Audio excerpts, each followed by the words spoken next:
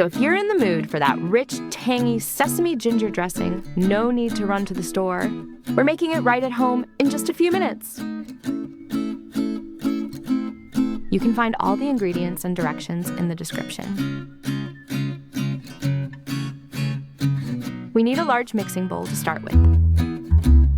First, add 3 tablespoons of soy sauce. I use low sodium to create the perfect balance. Then, go in with 2 tablespoons of rice vinegar.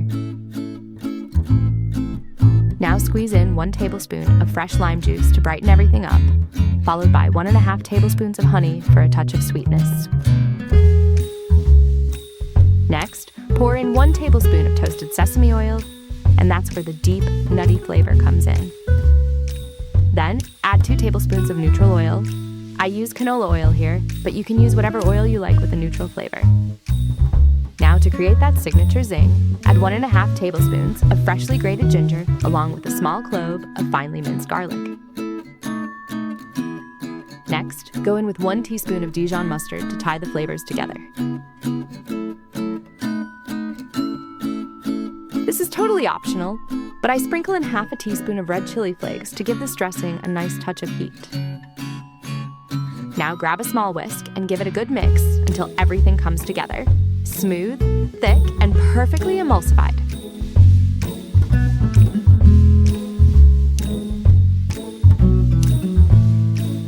Finally, you can give this dressing the perfect finish by tossing 1 tablespoon of toasted white sesame seeds for the beautiful crunch.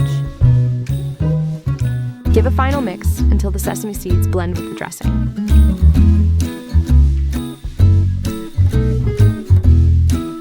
Here's your perfect sesame ginger dressing, silky, flavorful, and ready to go. It's amazing over crisp salads, drizzled on grilled chicken, and many more.